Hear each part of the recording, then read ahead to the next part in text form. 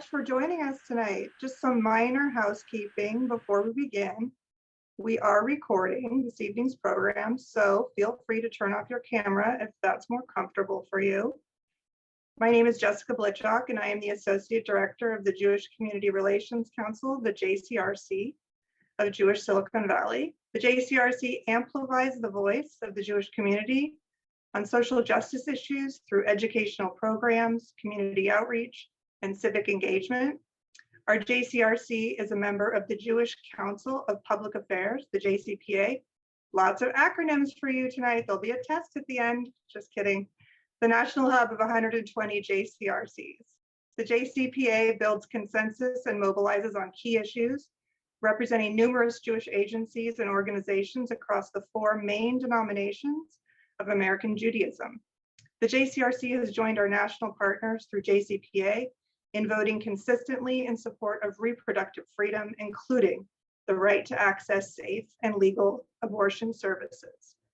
In terms of this evening's program, the JCRC wanted to bring together local Jewish clergy and community to help us better understand how our personal views on abortion and reproductive freedom connect with the Jewish thought and teachings on this issue.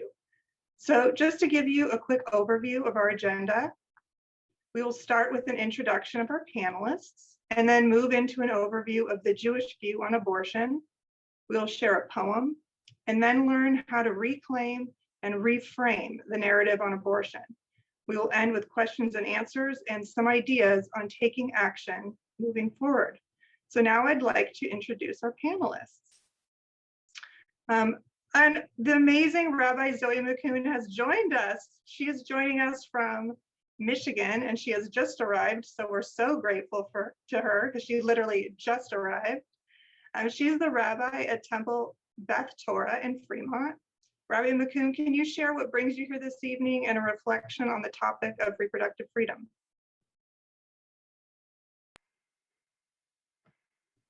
Hi, everyone. It is so good to be here from a different time zone.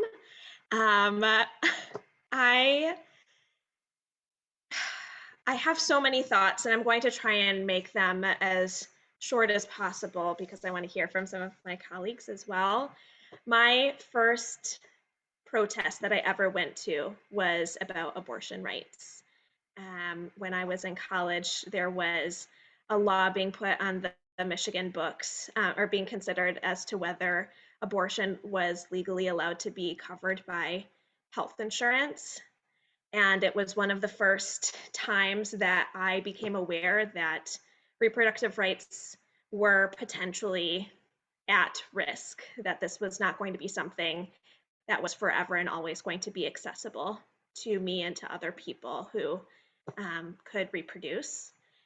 And I later on ended up working at a health clinic that provided abortions, among other things.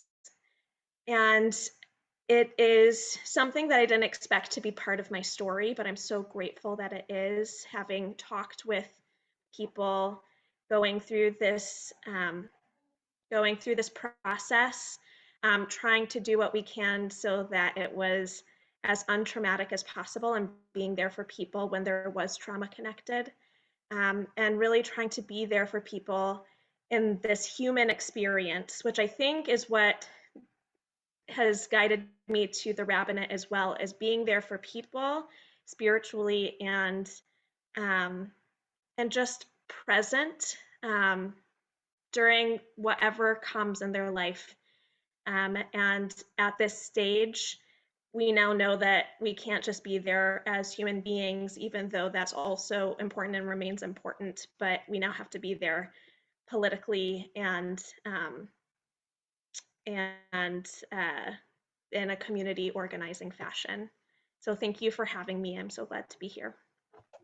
Thank you. Rabbi Faith Joy Dantowitz is the rabbi at Congregation Emeth in Morgan Hill. Rabbi Dantowitz, can you share what brings you here this evening and maybe a reflection on the topic of reproductive freedom? Thank you, Jessica.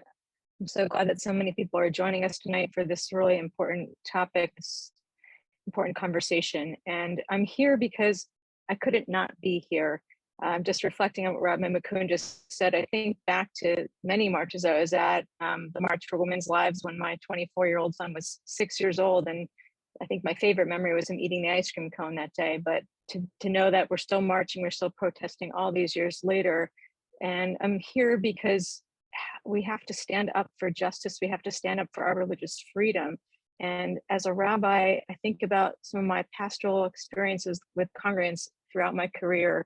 And one that stands out in particular is when a daughter of a congregant called me a few years back when I was still in New Jersey, left a message. I was out of town, and just from the sound of her voice, I could tell I shouldn't wait until I get back from vacation. I should call this person. And I called her, and I just had this sense. And she said, I'm pregnant, and we found out that there's a severe anomaly with a fetus, and I don't know what to do. And she had no idea that abortion was okay according to Judaism. And to be able to have that conversation with her, to share the text, to share that wisdom with her and Jewish values, it helped her make whatever choice she wanted to make. She ended up deciding to terminate the pregnancy. But I realized that it's so important that we share our Jewish values, our Jewish wisdom, our Jewish teachings, so that we don't have just one voice out there saying this is what the religious group of people say. We need to make sure that the Jewish voice is heard as well. And of course, I'm here because we just celebrated 50 years of women in the rabbinate.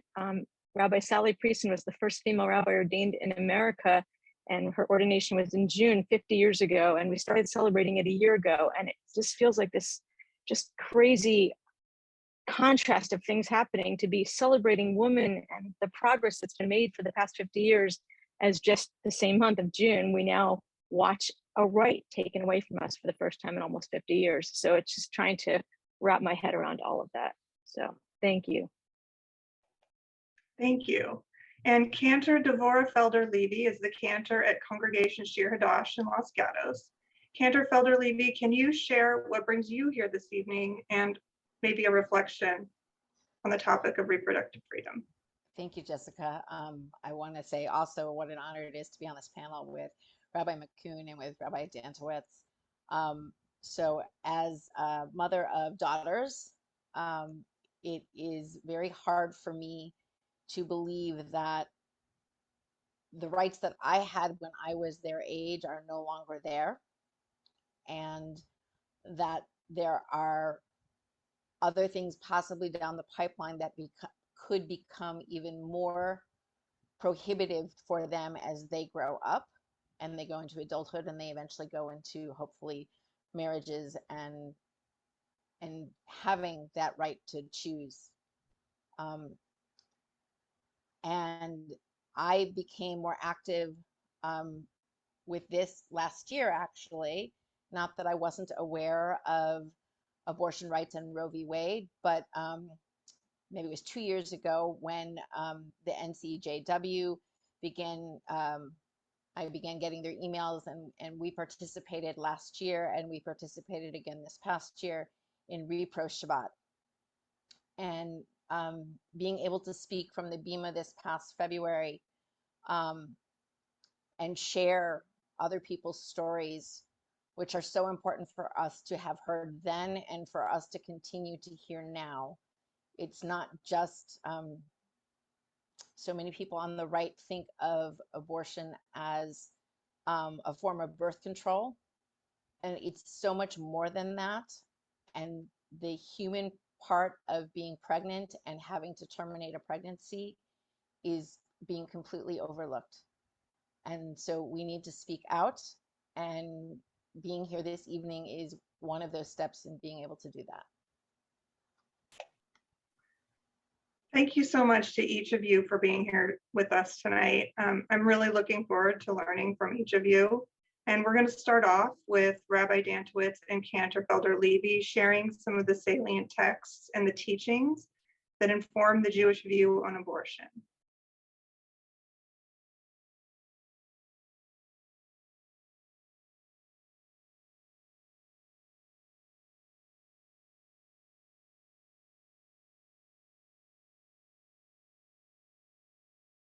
And I want to thank Cantor Felder Levy for the template for this presentation. So how are our religious texts and our Jewish values, how do they support our advocacy for abortion rights? And let's begin with a blessing for study. I know you're on mute, but feel free to say it along with me at home. Baruch atah Adonai Eloheinu melech haolam asher kedeshanu b'mitzvotav v'tzivanu la'asok b'divrei Torah. Holy One of blessing, your presence fills creation. You have commanded us to engage in words of Torah.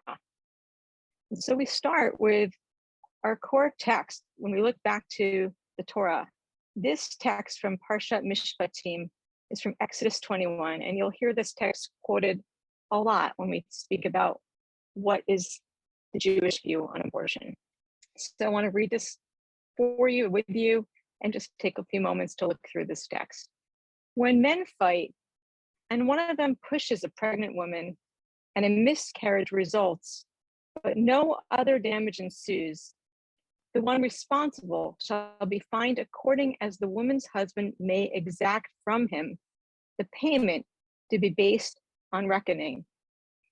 But if other damages ensues, the penalty shall be life for life, eye for eye, tooth for tooth, hand for hand, foot for foot, burn for burn, wound for wound, bruise for bruise. So we go back to the very beginning of this passage. There's people fighting, and a pregnant woman gets pushed, and she miscarries. And what do we not see here? We do not see the punishment equaling murder. This is just referred to as damage. A miscarriage is a damage. That means that the fetus is not a life. In Judaism, we do not believe that life begins at conception. That is not a Jewish view. We believe that life begins at birth, when a breath of life is taken. So this is a core text from our Torah to show, and different religious traditions may interpret and mistranslate the Hebrew, but this is a pretty good translation, and this is really how we understand it. It's about the damage. It's being treated as damage. So important text to recognize from Exodus. Go on to another text. From the Babylonian Talmud, there's just a phrase: if she is found pregnant until the 40th day, it is mere fluid. So what does that mean, that it's mere fluid? It's not a full human life, right? It's part of her body. The Talmud Jewish tradition looks at it as the fetus is part of the woman's body. It's not a separate individual. We don't think that a 40-day-old, and this was looked at from the time of conception, is how Jewish law would count 40 days, and we count more often now from the last menstrual period. So either way, it's not looked at as a full human life. It's a fetus. It's dependent upon the pregnant person. So it's the pregnant person that takes priority here. Now, a little more challenging text to look at, I think. And this is explaining this from the Talmud, that it's really after the 40 days, it's not considered separate. So I want to look at the Mishnah text, though, Mishnah and Talmud. So here's a challenging text, and this tells us that if a woman is having trouble giving birth, they cut up the fetus in her womb and bring it forth limb by limb, because her life comes before the life of the fetus. But if the greater part of the fetus or baby has come out of the person giving birth, one may not touch it, for one may not set aside one person's life for that of another. So again, the pregnant person's life takes precedence over the fetus inside of her until the birth has already started, until the baby would be out of her. If more than half of the baby's out of her, then the doctors would have to choose between the two, which one to save. But until that point, it's the pregnant person, the mother, the woman's life that takes precedence. So this is really important. This is the Jewish view. It's the pregnant person, the woman's life that takes precedence. So as people talk about what does Judaism have to say about abortion, I think you may have been hearing, as people have been speaking recently, Judaism not only permits abortion, Judaism requires it, as we just saw, when the mother's life is at stake. You know, if the mother's life is at stake, you have to have an abortion to save the mother's life. But there's also the mental health aspect, and mental health, physical health, they're connected as well. So this is an Orthodox rabbi writing in the 18th century who says, a questioner asks about an adulterous married woman who is pregnant. And this is a good question. It appears to me appropriate to permit her to abort. And even in the case of a legitimate fetus, there is reason to be lenient if there is a great need, as long as the fetus has not begun to emerge, even if the mother's life is not in jeopardy, but only so as to save her from woe associated with it that would cause her great pain. So legitimate, I'm understanding this as if it was not done in an adulterous affair. And then they're saying that even if the mother's life is not at risk of dying, she's not going to die, but the woe associated with it, that is her mental anguish from having to carry this child.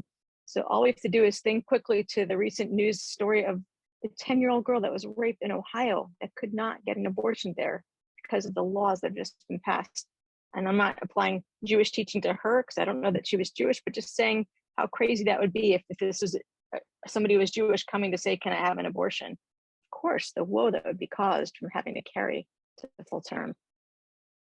And so again, this rabbi now looks at that passage as well. And this is more recent, so I wanted to bring this in as well, from 1991.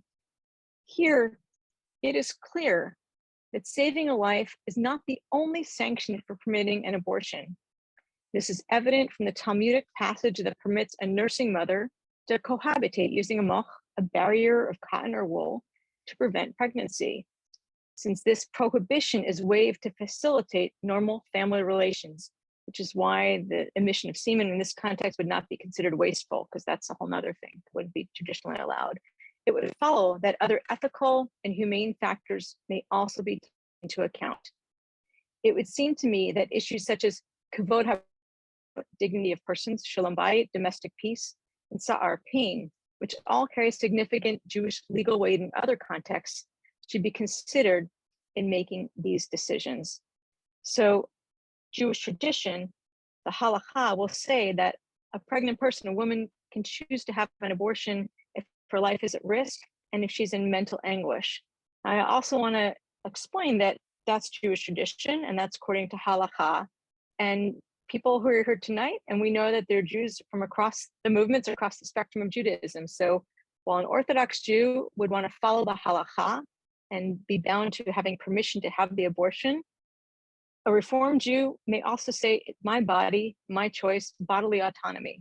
I'm going to look to the Jewish tradition. I'm going to be informed by it and learn from it. And still, I may make my choice to have an abortion, even if I don't find the exact answer here in this text. Although I think mental anguish could really cover a lot of things, because if somebody doesn't want to have to carry a pregnancy through to full term, that would pretty much, in my mind, would be considered mental anguish. So that's just a little bit, that's really some of the core text. It's not more than a little bit. It's a core text of an overview starting understanding Jewish tradition. I'm going to turn it over to Cantor Devorah Felder Levy to continue with the teaching. Thank you, Rabbi Dantowitz. So what we're going to share with you is some of the American law that applies, or that should have applied. Now, we know that some of this has now come under fire due to the most recent ruling by the court in regards to prayer at public schools. And so I still felt it was important for us to share it with you this evening, so we have an understanding of this, and maybe at some point, this would be part of the argument that we would be able to use to continue to fight. So the Establishment Clause prohibits the government from establishing a religion. The precise definition of establishment is unclear. Historically, it meant prohibiting state-sponsored churches, such as the Church of England. Today, what constitutes an establishment of religion is often governed under the three-part test set forth by the U.S. Supreme Court in Lemon versus Kurtzman, which was in 1971. Under the Lemon test, government can assist religion only if, one, the primary purpose of the assistance is secular, 2, the assistance must neither promote nor inhibit religion. And 3, there is no excessive entanglement between church and state. Laws granting fetal personhood and or asserting that life begins at conception violate the Establishment Clause by enshrining one religious view into law. This violates pregnant individuals' rights to make their own decisions about their bodies, as well as collectively violating most Jews' right to practice Judaism, which permits, and as we learned earlier, and even sometimes requires terminating pregnancies if the life of the pregnant person is at stake. Roe v. Wade already established that laws banning and or limiting access to abortion care violated the constitutional right to privacy found in the 14th Amendment. The Establishment Clause is upheld when we allow access to abortion for those who need or want it. Faith Joy, we're back one slide. Sorry. The Establishment Clause is upheld when we allow access to abortion for those who need or want it, and those who do not want abortions do not need to have them. Sheila Katz, who is the CEO of the National Council of Jewish Women, and Rabbi Danya Ruttenberg said the following in an opinion article in Newsweek that was titled "The Jewish Case for Abortion Rights." They said much of the argument for abortion access has been rooted in a very specific Christian perspective. Those who seek to restrict abortion rights are seeking to impose their religious views on others, which is inherently unconstitutional. This is particularly clear with regards to laws and policies based on the premise that life begins at conception, which, as may be clear from our text, is not the case in Judaism. Next slide, please. Congress shall make no law prohibiting the free exercise of religion. This means that not permitting Jews to freely access abortion may interfere with our own understanding of Jewish law. We should be allowed to be able to access medical procedures that are permitted to us, and we certainly should not be forbidden from those mandated by our tradition, as the saving the life of the pregnant person is a paramount obligation. Next slide, please. We must lift up the voices of people of faith who advocate for reproductive health, rights, and justice, not in spite of their religion, but because of it.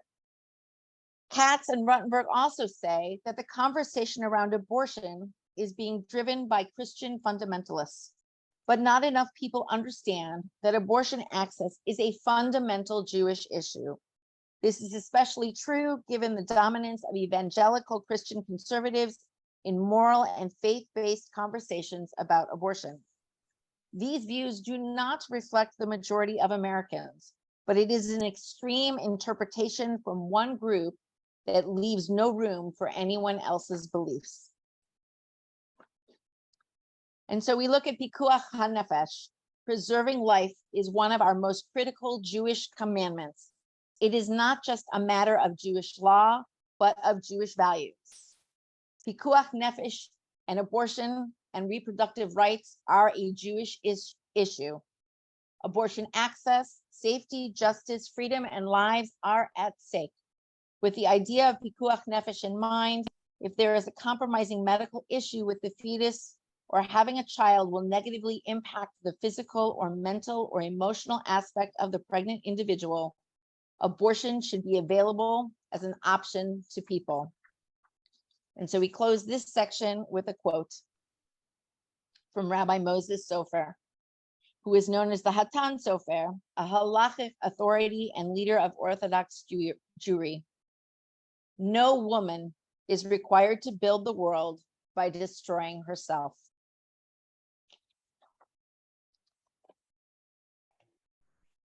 Thank you so much to both of you. Did Rabbi Dantowitz, did you have something you wanted to add?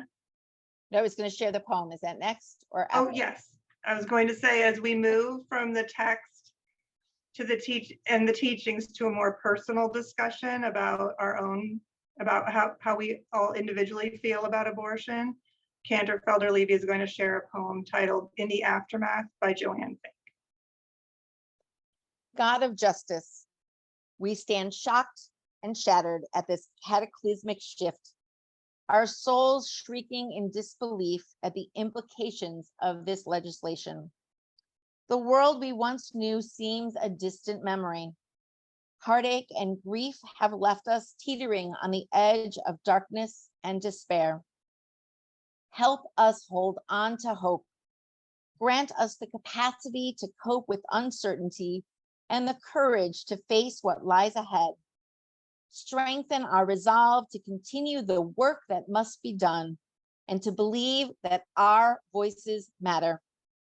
Empower us to be advocates for change and to remember our responsibility to protect and care for others, especially those who are not able to protect and care for themselves. Shine your healing light on us and remind us that we are not alone.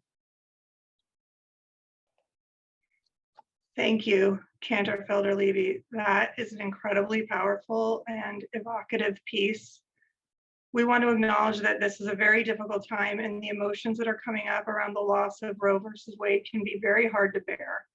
To help calm our anxieties and put us in a more relaxed headspace, even in a place of connection if possible, we would like to share a moment of mindfulness. So please close your eyes if you're comfortable doing so, or it's just fine to keep your eyes open if you want to have a soft gaze downwards.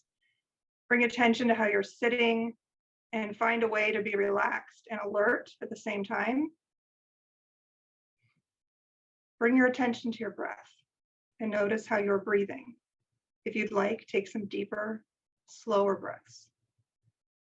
Let's give ourselves permission to let go of our busy thoughts and become present together.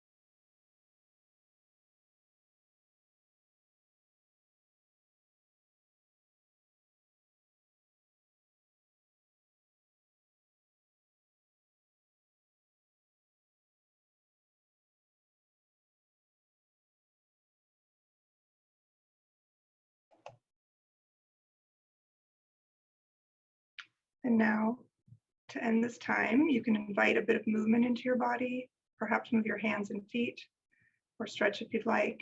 If your eyes have your eyes closed, you can now slowly open your eyes when you're ready. To help us reconcile Jewish teachings and text with our personal feelings, Rabbi McCoon will share some thoughts on reclaiming and reframing the narrative around abortion, so we can talk about it in our own words. Thank you. In all of the conversations that have happened around abortion since the creation of Roe, I've been missing the opportunity to have space for just being present with myself. It's really easy to jump into anger and to jump into what are we doing next? What are we going to do? We're obviously also going to get to that, but I'm really grateful that we were able to have this moment to take a breath together, because this is hard and this is heavy and this is going to be a marathon, not a sprint. So we need the time and we need to continue to sustain ourselves. So as Jessica mentioned, we are going to talk a little bit about what it looks like to talk about the protection of reproductive rights from a Jewish perspective, because as has been mentioned previously, a lot of the conversation around what religious people believe has been dominated by a very specific type of Christian theology that is not in line with us. And it doesn't actually serve us to talk in a paradigm that is not ours.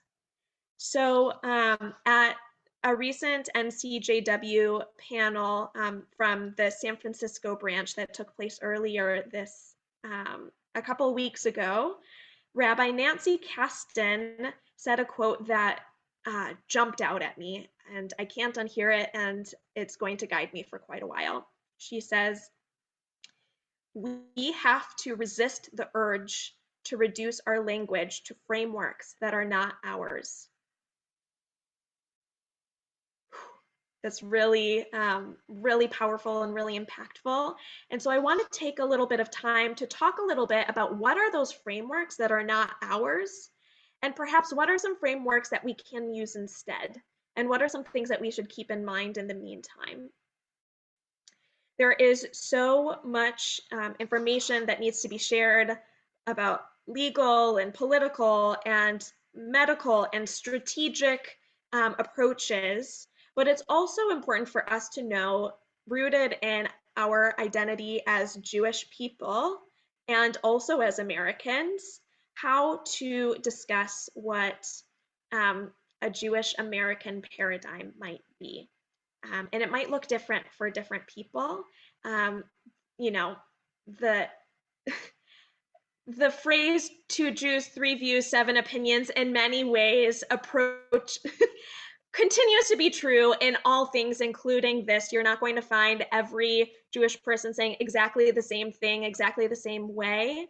But that does not mean that there isn't precedent and that there isn't learning to be done from our tradition that supports this incredibly important work. Also, it's important for us to know as Jewish people that we benefit from being in a society that distinguishes from church and state. And so even if our texts did not support exactly what we want to see in our texts, what we think should be implemented into our laws, it's actually important even still for us to advocate for those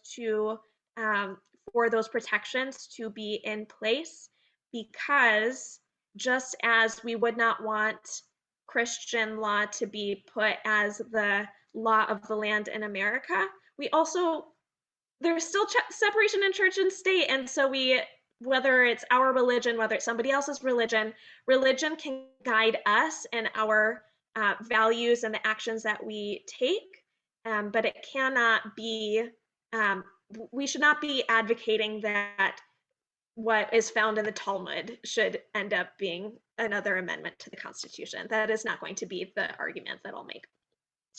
So let's talk a little bit about some of these paradigms, some of these frameworks that actually do not belong to us and do not serve us, so that we can get those out of the way. There are so many beyond what I can name. We're going to pick just a few, and then we'll move forward from that. The first framework, which many of you have in conversations that we've had, I already know that we're kind of moving away from that framework, but I want to name it just at the outset. The framework of pro-choice versus pro-life does not sustain us. And also neither does religious beliefs versus secular beliefs. And in this category, neither does the phrase Judeo-Christian. Judeo-Christian is often a phrase that is used to suggest that we're not just talking about Christian theology, regardless of what Judaism actually has to say. In the same way, when we're talking about pro-choice versus pro-life, using this word pro-life, as we just learned or spoke about in our presentation, a Jewish value that supersedes almost all other values is pikuach nefesh, which one could translate as pro-life. However, the definition that pro-life has come to mean in our society is one that is a very specific definition of when life begins. The conversation about when life begins is not a legal conversation. It is also not a medical conversation. It is a spiritual conversation that has been tried to be implemented into law and into the court system. And so we need to be very clear that when we are talking about reproductive justice, it's not pro-choice versus pro-life. I'm actually incredibly supportive of abortion because I am pro-life. It is pro-choice or pro-abortion versus anti-abortion. Which brings me to another important point. For a while, it was a really big topic of conversation that, well, no one is really pro-abortion. No one is really pro-abortion. This falls under a category of conversation that I like to call the happy medium argument. And why don't we find a happy medium between those who are guided only by their Christian beliefs and those of us who are not following that same logic? And let's find something that we can agree on. And when we say things like, well, no one is pro-abortion, that first of all is trying to say abortion is in all cases sad and shameful, and we wish that it didn't exist, and all of these different things. And yet it is actually working against us when we use language like this, because it's a concession. It's saying, well, we wish it didn't have to exist because in some ways, I guess it's kind of bad and sad. And that is not helpful in terms of both the advocacy that we need to do in reproductive justice, and also it ignores the fact that abortions in many ways allow for life to exist. It allows for life to exist and for life to be chosen. And in some cases, it's necessary. And so it's really important that when we find things that we're like, oh, well, what if we talk about what would be an appropriate amount of limitations or boundaries as a law, or when we're talking about, well, we can agree on X or Y, what we are trying to do is we're trying to find agreement on spiritual and theological difference. In almost any other theological conversation between people with other theologies, we would not do that. If I was speaking with somebody about the Trinity, I wouldn't try to say, oh, well, why don't we compromise on 2? Right? It's not going to be helpful to us. It doesn't serve us, and it doesn't serve, a colleague who believes in the Trinity.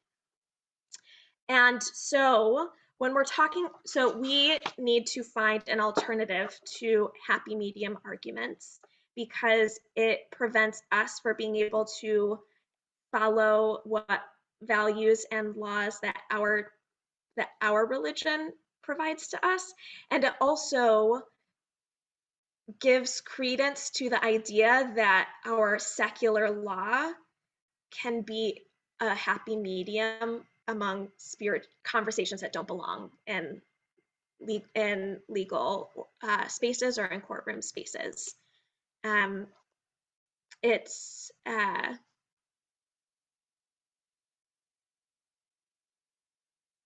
incredibly important that we note where we are speaking as Jewish Americans and where we are speaking as Americans, and to note where to note where even if Judaism doesn't specifically say X or Y is appropriate, we need to advocate for that, because happy medium means we're trying to do the best for the most number of people, but there are still people who don't fall into those categories. And actually, those are the people that we need to be looking out for. Even as Jews, even as Americans, even if it doesn't follow with what it says in the Talmud or what it says in response, that even though we just saw that there is so much that supports our case, regardless of what Judaism says, at some point, we also need to acknowledge that we can be guided by our religious values, and that our religious values do not belong in the decision making of a person and their doctor, a person, perhaps their partner and their doctor, if we are not one of those three people.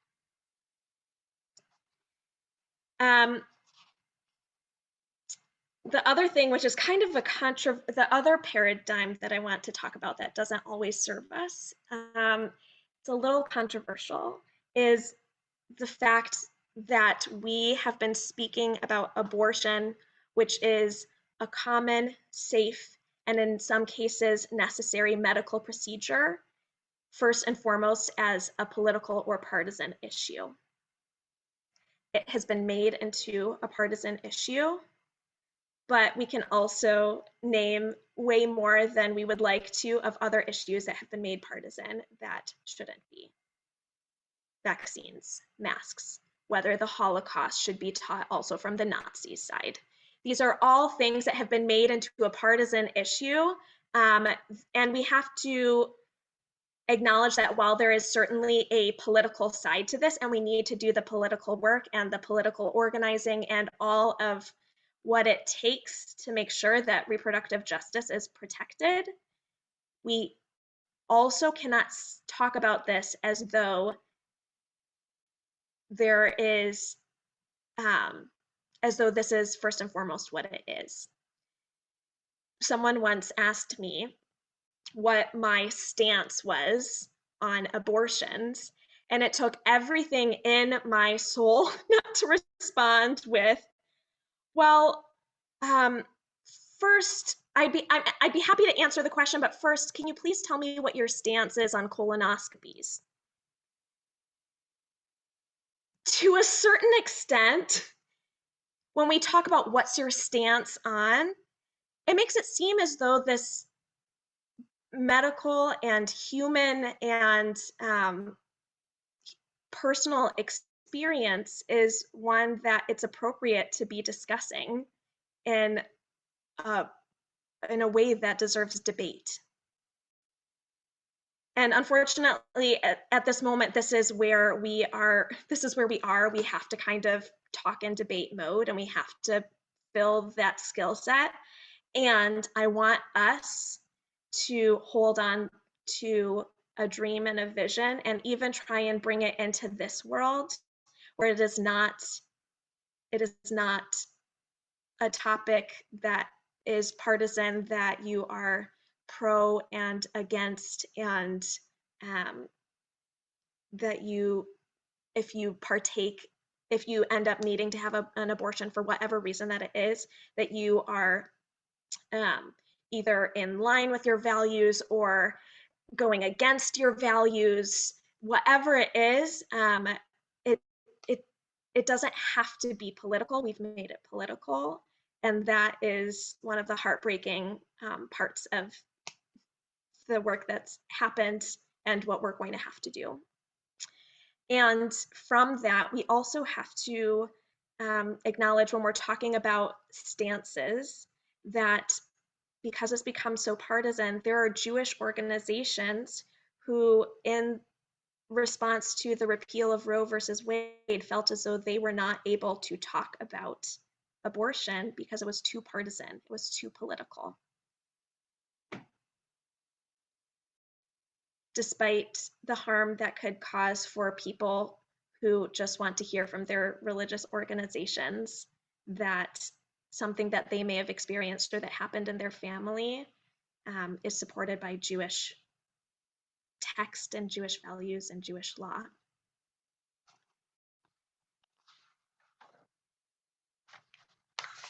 The one other thing that I'll say in terms of the paradigms that do not serve us is that we need to find our way out of the narrative that there are two distinct groups, the abortion havers and the parents or families.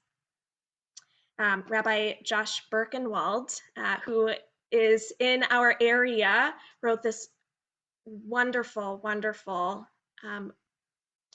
op-ed that I hope that you will read, that roots his own family story in both his experience and text. And I also want to name that there is, and he's here tonight, Rabbi Birkenwald, I'm so glad that you're here, and it was a really wonderful article. Also, in Jewish life, we have some incredible organizations that work around fertility and infertility, including Hasidah and the Jewish Fertility Foundation, which helps to provide Jewish couples with funding and support for IVF, which may be at risk now that Roe versus Wade does not protect the removal of some implanted zygotes. And there are abortions that happen because a miscarriage took place and the uterus did not clear, and that could lead to sepsis and the person carrying the who miscarried potentially dying. And so too is this the case for ectopic pregnancy. So while our tradition also does tell us to be fruitful and multiply, I want to acknowledge that. There are actually so many ways in which this text or this decision has actually potentially prevented Jewish people from being fruitful and multiplying in a way that would feel safe and in a way that is the choice that they would want to make if they had the protections that they needed. So I just spoke a lot about the things that do not serve us: pro-life versus pro-choice, happy medium arguments, abortion as only politics or first and foremost politics, and abortion havers being a separate category from parents. Those do not serve us and they are not accurate. So what are the paradigms that could potentially be helpful to us? We as Jews need to navigate between both religious and secular paradigms. We need to be confident in our identity as religious people, even if we identify as secular Jews, Reform Jews, conservative Jews, modern Orthodox Jews, wherever we are on the spectrum of Judaism. We need to enter religious conversation and speak out about the fact that there's not one religious belief. It's not as though the religious believe that life starts at conception, and that if we are a country that celebrates all of our diversity and celebrates being a melting pot, then we need to be able to see that Jewish piece in there, not just what one type of Christian theology believes. So as we started today, we need to become familiar with texts and values that we have discussed, and there's more to than what we just studied tonight. And we need to know how those guide us as individuals and as communities. And we need to chip away at the term Judeo-Christian. We need to identify ourselves as religious, even if we might be not religious. We might not be Orthodox for some people feel very strongly that they don't want to be identified as religious because that might define who they are as Jews. We as Jews participate in religion wherever we are on the spectrum. And so we need to make sure that we are partaking in that conversation too, so that we can chip away at the idea of Judeo-Christian, so that when somebody hears a religious voice, it might be ours. From the secular standpoint, we have to acknowledge where our Jewish texts and values are appropriate and where they are not, just as any other religious text or value.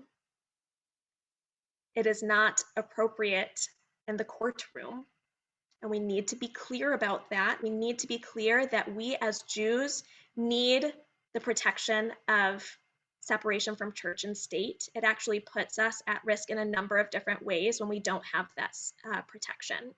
It's not just about abortion, although it is also about abortion.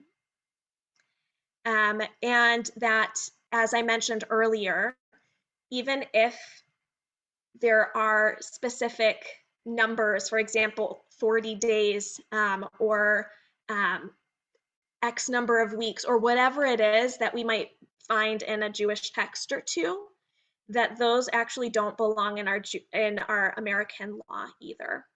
That this is a decision that needs to be made with all of the information one-on-one for each individual basis, and we need to take the humility as both religious and secular, as people who live in both religious and secular spaces, to acknowledge that we do not have all of the answers, and it's actually not our place to tell someone what is the right choice for them and what is appropriate for them. So I hope that this was helpful in figuring out what are the next steps that we need to have in terms of the conversations that we'll have. We need to make sure that we're not continuing to participate in the paradigms that don't serve us, because it will continue to lead us down a road that's not going to be helpful. And we have a lot of good work to do, so let's not make it harder for ourselves. Thank you so much, Rabbi McCoon. That was incredible, and I learned so much, and I'm going to have to process all of that for a while. And now we're going, I imagine there's a lot of people on this call that are feeling the same way, and so we are going to open it up for questions. We would like you to use the chat for that. So go ahead, if you have any questions, you can put those in the chat, and I'm going to start us off with the first question to our clergy, which is, what do you feel hasn't been addressed yet tonight? Rabbi Dantowitz, do you have something that you would like to share that you feel hasn't yet been addressed? Sure. Thank you, Jessica. I think one thing that you mentioned earlier that it's important to turn back to is, how do we not fall into despair? The world feels really challenging right now. I know when I contact people and say, how are you doing? Or I hope you're doing well, or as well as possible, because it feels hard to be doing well right now. So I keep holding on to the text from Pirkei Avot, Ethics of Our Ancestors. Lo alecha hamlacha ligmor, v'lo ata ben chorin nehbato mimena. It's not up to you to complete the work, but neither are you free to shirk all of your responsibilities. So we have to find a balance, right? So each of us can make a difference, and it's important that we engage in the work in whatever level we're going to engage in it, but also recognize that we need to engage in self-care. So I love the idea of the orchestra. The orchestra plays, but each person takes a breath. The French horn player, I played French horn in high school and college. I had to take a breath. I had to empty the spit from my French horn. The music kept going. We need to each take a breath, and the orchestra will be there. The music will continue, but we need to get back on and keep playing the music, keep continuing. And our break may be through spiritual practice, observing Shabbat, going to your synagogue, maybe practice of walking in nature, listening to music, exercising, binging a great TV show. I know the Emmy nominees are just announced, so you know which ones to watch. Whatever it takes to restore our souls. And then we can re-engage in the work.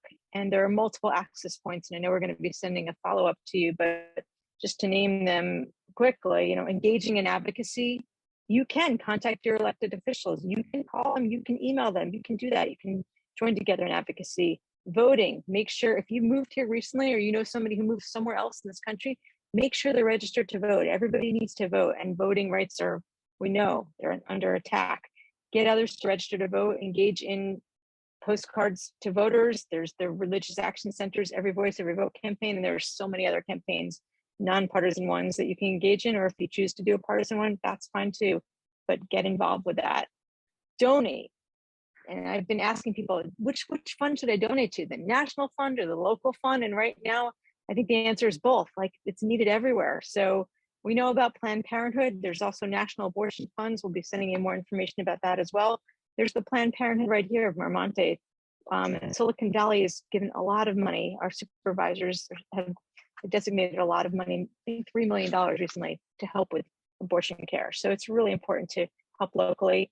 If you want to volunteer to get trained to help pregnant people directly, check out the website on Planned Parenthood as well, or other local organizations, and share what you've learned tonight and keep sharing it from the perspectives that we shared tonight, and ask us questions and keep talking about it to become more informed. So those are just a few of the things to think about. Thank you so much, Rabbi Dantowitz. Cantor Felder Levy, did you want to add? Is there something that you think we haven't covered yet tonight that you'd like to share? I think Rabbi Dantowitz did a great job of covering many of those things. All right. Do any of our clergy want to address the camping meme? Yeah, well, first of all, I want to uplift what Rabbi Dantowitz said about taking time for self-care in terms of not just once you're tired. We need to fill up our pitcher before we can pour into others' cups. So we definitely need to do that. And also just note that actually abortion is going to be on our California ballot in November. We potentially could receive the protections that would be essentially equivalent to being added to our Constitution. So even though it's what we would like to see also on a national stage, we have the potential to see it on our local stage. So please, please, please make sure that you are getting out the vote and that you are reaching out to those in your communities. The other thing I wanted to mention, after Roe versus Wade was repealed, and actually before it, there were a lot of memes going around talking about if you need to go camping, then I'll be happy to go camping with you, which is a lovely, lovely thought process. The idea behind the thought process is, I don't want you to feel alone. If you need to get an abortion and you need to travel, I am happy to go with you. The issue with this is that it actually, a lot of people, when they think about this, they think as though they are going to be taking on the burden and figuring things out for themselves for the first time, when there are actually a number of important resources that have already been developed because there have been people on the ground who knew this was coming and were preparing,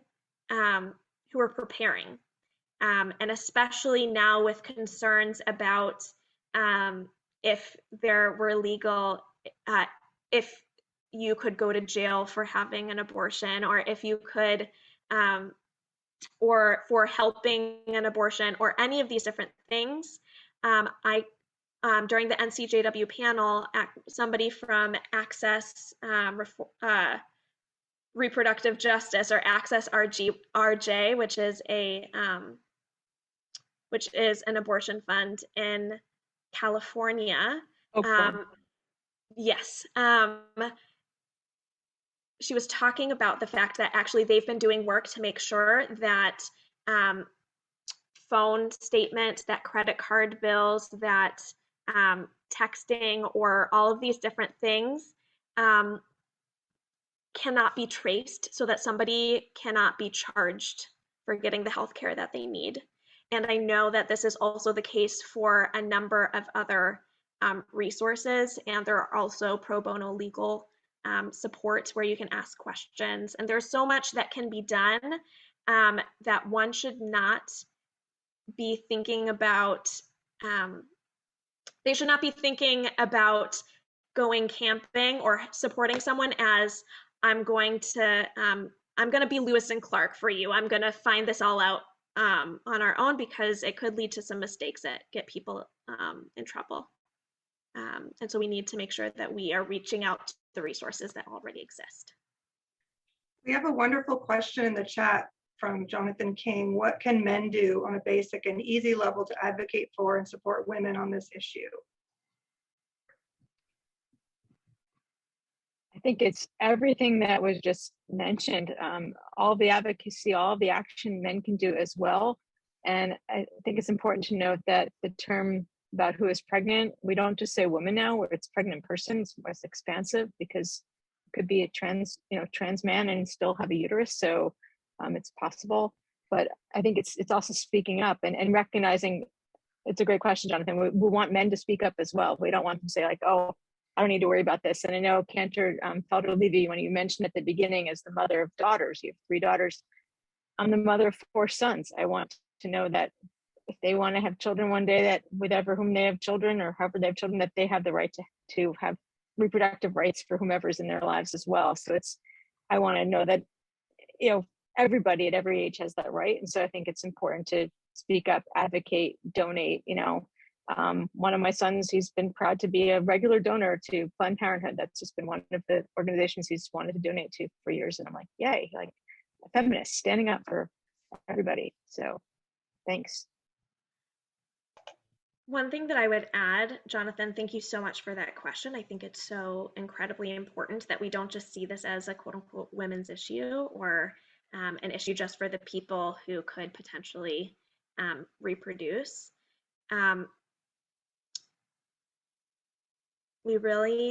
This is going to be me as human and as educator, and not just as rabbi. We really need to have a conversation about how we take the burden of concern about reproductive health off of women as well.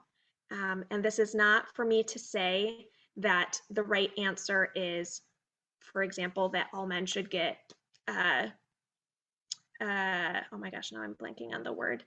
Vasectomies. A vasectomy. I'm not saying that, but I think that we do need to start having conversations, men among men reflecting for themselves, around what does it look like for me to help take off the burden, whether it's I'm the one making sure to check in with my partner around protection, whether I'm the one who is helping, God forbid, there's an accidental pregnancy, that I'm making sure that I am also helping with the funding and the support, and not just saying, well, it's your problem now. This is something that affects all of us, and if we continue to live in a world where we're pretending that it's only on women, we're actually kind of lying to ourselves, and we're shirking responsibilities when that happens. So please, please, please be a part of conversations, and also do some learning for yourself, really for everyone, but especially for men in the room, to please, please, please examine the ways that you can help lift that burden. Very well said. Samantha has a comment in the chat that says also issues of privacy regarding apps, social media, etc., in regards to people feeling they need to police others. Well, if we don't have any other questions, I think that we can move towards kind of looking at taking action and having some concrete ideas for that. We are following the lead of amazing organizations like the National Council of Jewish Women that have very comprehensive and well-organized resources for taking action. And if you haven't already done so, we encourage you to visit JewsForAbortionAccess.org. And there you can donate, find resources, and sign up for events. I'm going to add 2 events that are taking place tomorrow to the chat so that you can register for them if they're of interest to you and you wish to attend. And we'll also be sending out a follow-up email with additional events and resources. But the 2 events tomorrow are an NCJW, which is National Council of Jewish Women event called the Torah of Abortion Justice. And it's tomorrow at 1, it's at, oh, I have to do math because I have it in, it's at 11:30 Pacific time. And, or no, 10:30, sorry, 10:30, not good at math. And a Moving Traditions event called Talking with Teens, Reproductive Rights and Sexual Health, which is at 5 o'clock tomorrow night. And so I'll put both those links in the chat. Would any of our clergy like to make any additional comments about how to get connected to an organization like NTJW, any other organizations you have ideas about?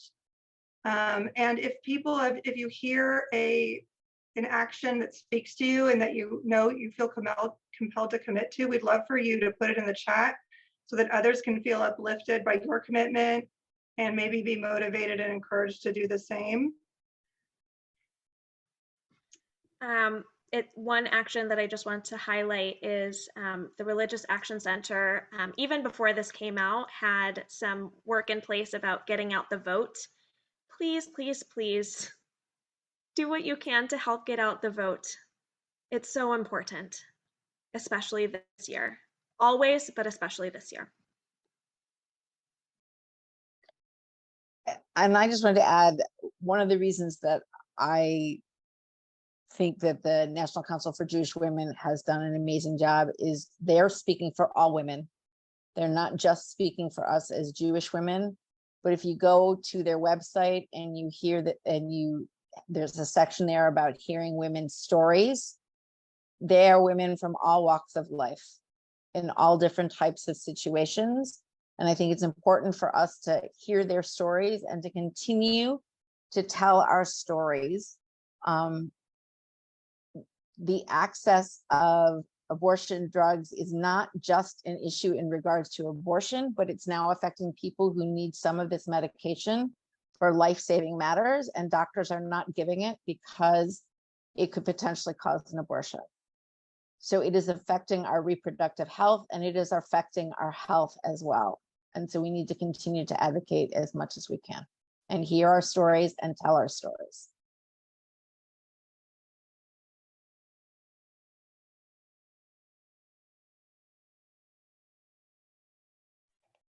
Thank you very much, everyone. I'm just putting the last of the links in the chat so that if you want to sign up for these, you can. These are the 2 events that I mentioned tomorrow. There will also be links to these in the email that we are crossing our fingers, hope to get out tomorrow morning. And we'll also have lots of links to other resources, organizations that you can look into. One of the events that's coming up that you might want to think about is an all-day training about how to take action to protect reproductive freedom. So all kinds of really great things that you can do. I know for me, I'm committed to getting out the vote. I'm going to be working on encouraging people to use their voice with their vote in states other than California, where I know that they might have more of an impact on things that are really important, like reproductive freedom. So that's what I'm committing to. And I hope that each of you will walk away with something that you can commit to as well. So I want to thank all of our clergy. This was an incredible evening. I learned so much. It's so helpful to have these ideas about reframing the conversation. It really does actually make me feel so much more powerful in this conversation and sure of myself. So I appreciate that. I appreciate the teachings. So thank you, Rabbi McCoon, Rabbi Dantowitz, and Cantor Felder Levy. Thank you to Rabbi Hugh for being our technician behind the scenes and making sure that everything ran smoothly. And thank you to Diane Fisher for being the amazing consultant and overall amazing person that she is. So thank you all for being here, and I hope you have a wonderful evening.